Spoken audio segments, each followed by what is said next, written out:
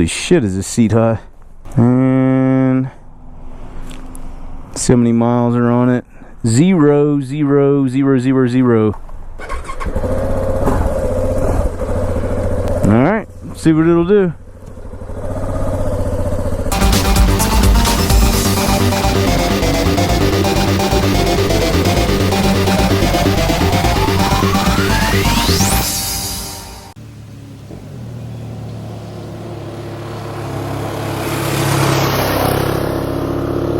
What's going on today, guys? Excited to be back with another motorcycle review for you.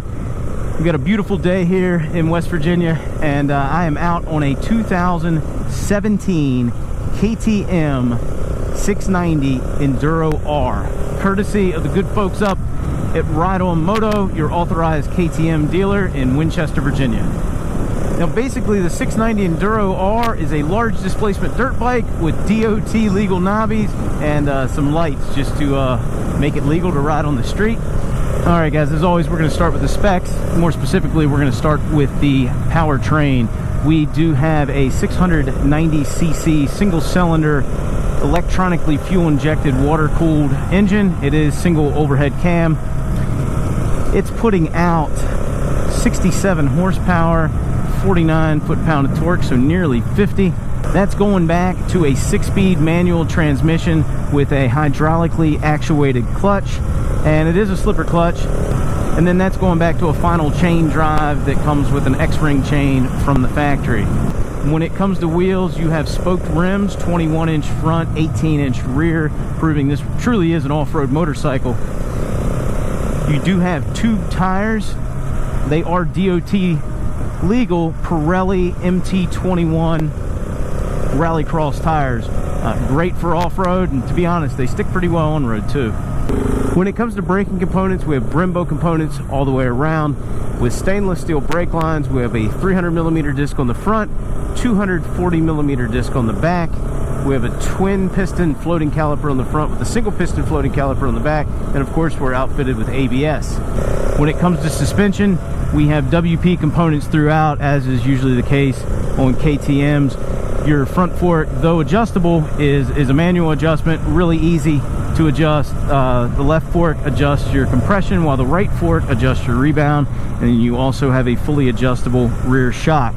They are both going to provide you with 9.8 inches of suspension travel. Now, combined with the 9.8 inches of suspension travel, the 11 inches of ground clearance is going to allow you to do some serious off-roading on this bike. But with that much ground clearance, obviously you got a really high seat height, and at 5'10" with a 32-inch inseam, this 35.8-inch seat height is a stretch for me, but I can manage to get the balls of my feet down on the ground. This bike is able to carry 3.2 gallons of fuel, but you want to pay attention to your trip odometers because there is no fuel gauge. However, you do have a low fuel light. It's going to give you enough warning that you should have plenty of time to get to a fueling station before you run out. Also, if you're looking for the gas cap up front, it's not there. The fuel actually goes into the back of the bike, and part of the reasoning behind that is KTM says it gives it a little bit lower center of gravity, allowing the bike to handle a little better. So now that you've heard the specs, we're gonna go back to my garage for some footage I shot earlier today to show you some of the features on the bike and some of the things that may be of interest to you. Alright guys, so this ought to give you an idea of the size of the 690 here on my right and my 1290 Super Adventure over here on the left. Let's get a close-up look here at the 690. Alright, so if you notice that length thing, I think it was a 2205. I believe that's in millimeters. That just tells you it's got a 21-inch front wheel on it. And of course you can, I guess, go in and adjust this should you put a different size front wheel on, you know, like a 17-inch if you wanted a Supermoto. Here is your tachometer. You do have a bunch of idiot lights built in. It's a pretty Spartan display though, LCD. You've got your miles per hour indicator there. You see I've got the odometer. It does have a clock. You have a trip odometer, actually 2 trip odometers, and then you do have a gear indicator. A little hard to read, and you can only have it up when the odometer's off. Now when it comes to messing with the settings, you only have these 3 buttons. They're not really easy to mess with while you're going down the road, so it's probably best to fiddle with these when you're at a stop. Over here you see we got the KTM grips. You actually have those on both sides. Horn button, turn signals, they are not self-canceling. High-low beam switch. As you can see right here, we do have a hydraulic clutch, and you've got hand guards as well. Over on the throttle side, just a kill switch and the starter button. You also do have an adjustable front brake lever. When you see this bike for the first time, I feel like there are two things that really stand out. One is the orange painted chromoly steel trellis frame, and the other is the stainless steel exhaust and muffler going all the way back. I think that looks really cool. You've got some pretty stout pegs right here. You do have passenger pegs, which we will test out later. Here's a good look at the seat. It's a pretty standard looking dirt bike seat on it. You do have an adjustable handlebar. You do have an adjustable front fork. The left side of the fork adjusts the compression, while the right side of the fork adjusts the rebound. Just give you a quick look at the turn signal. Low beam, high beam. You can get in right back there to make adjustments to the rear shock. Now, most seats are usually locked on with a key, but on this bike, just pull right there. It'll allow you to get the seat off. Now, with the seat removed, obviously you'll have easier access to things like your air filter and some of your fuses and the electronics back here. And the electronics is actually what I want to show you.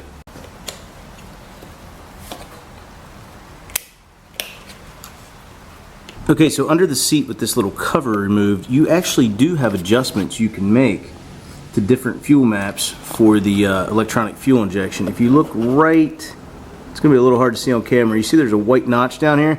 You have these different numbers. 0 is for bad fuel. 1 is kind of a lower performance setting. 2 is a higher performance setting. 3, 4, and I believe all the rest of them are like a standard performance setting. And you may even be able to go in and change the maps to make them work differently for the different numbers. But you do have adjustments. You're just not going to be able to do it on the fly. And down here you do have a skid plate, but it's plastic, so you might want to think about upgrading that one to an aluminum one.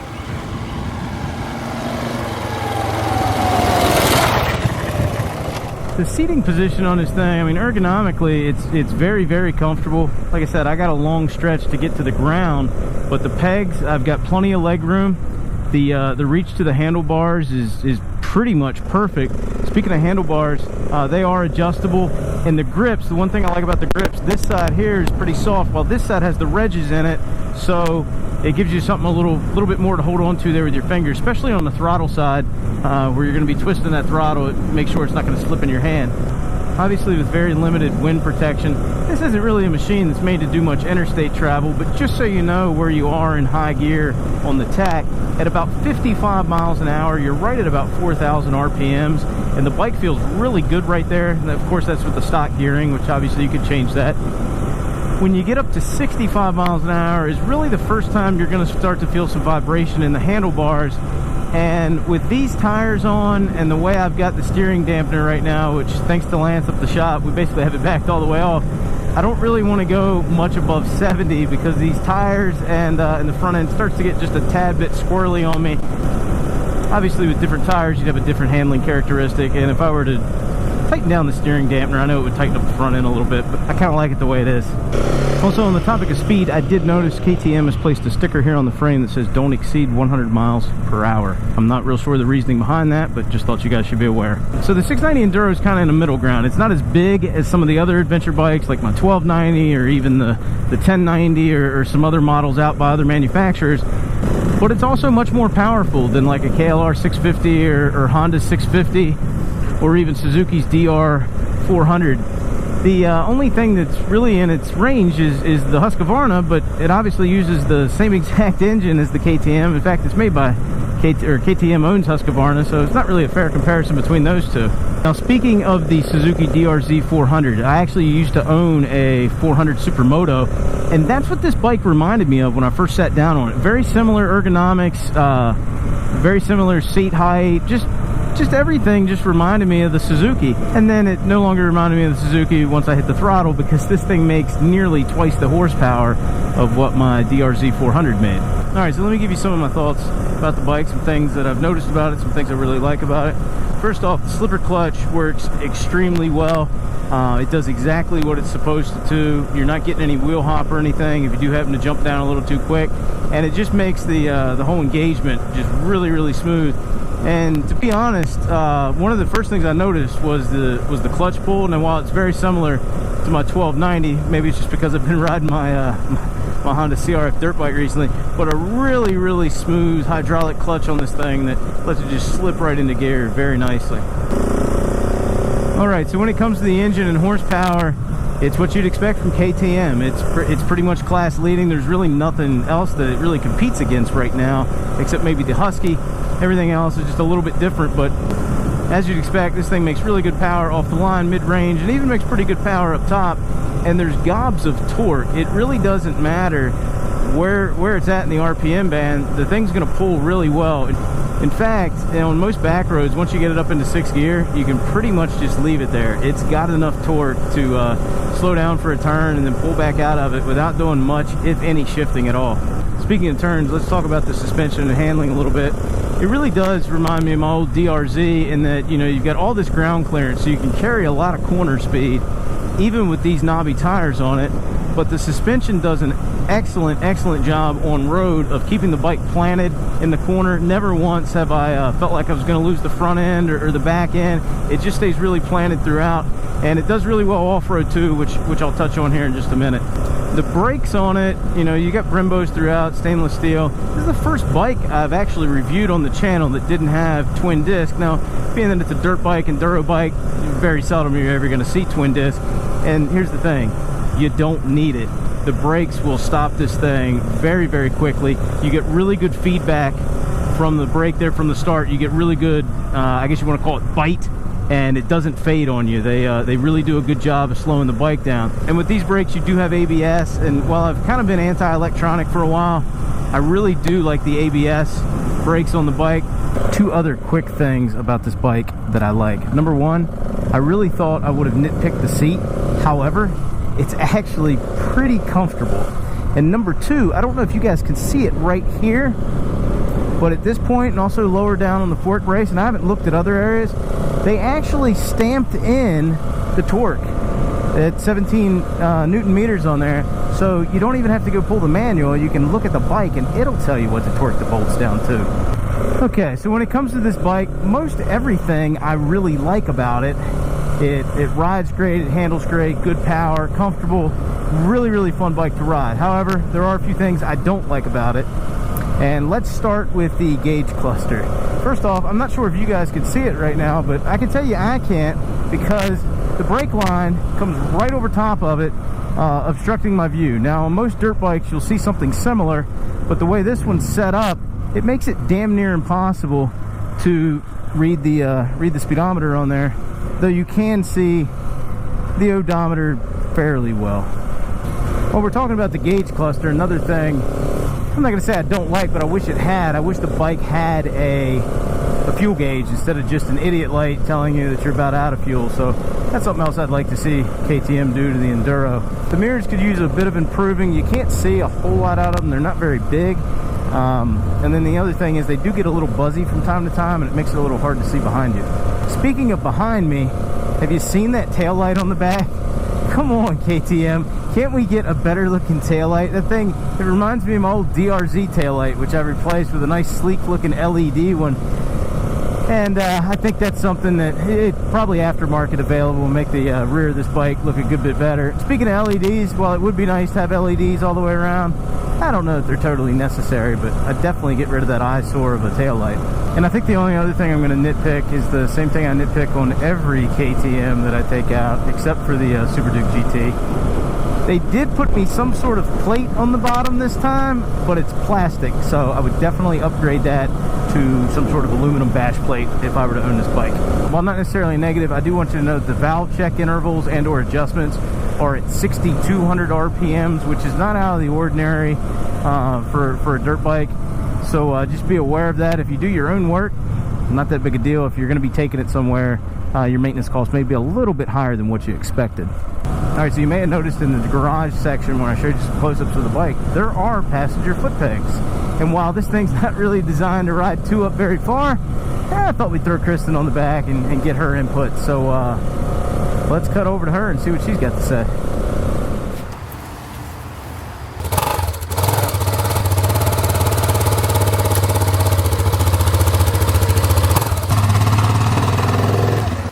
All right, so what'd you think? Well, that was interesting. It was a lot of fun for maybe about the first 5 minutes, and then my ass hurts because the seat is like concrete. But corners really well, hills are a lot of fun. Got a little jarred in the suspension because it was, I mean, it's a dirt bike, but overall I liked it. It was fun. So what about long distance riding as a passenger? No. All right, so I've got Kristen on the back of the bike, and I would have expected on a bike of this size, I'd notice the weight of the passenger a lot more. And I have to be honest, this thing still accelerates extremely well, showing off that it does have a lot of torque and it still powers out of the corners, even with an extra 120 pounds on the back of it.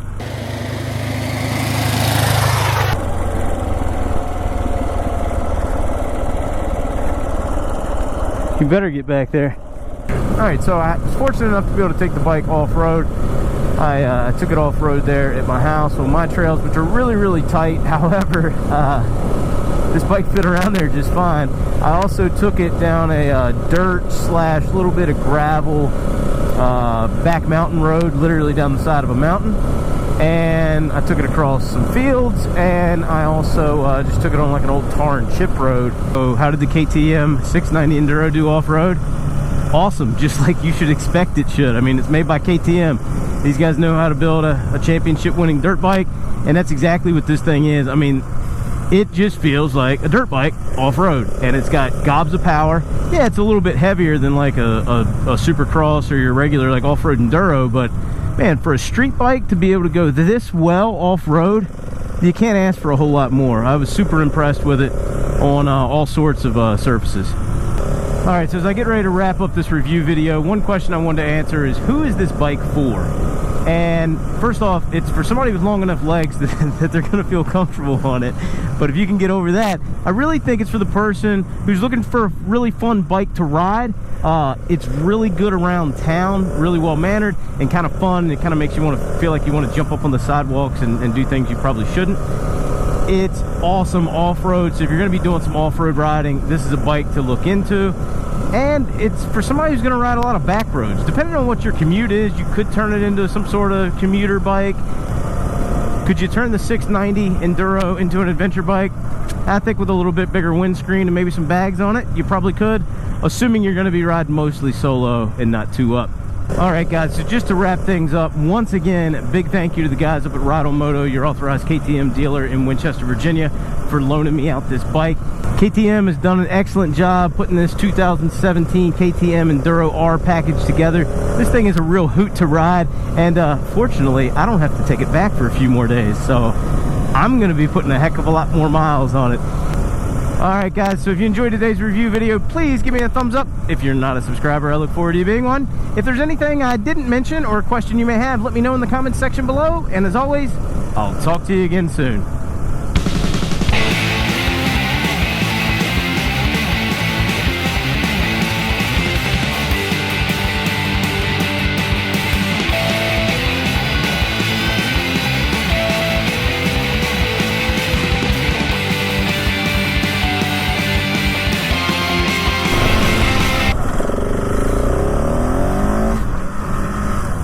Little baby wheelie.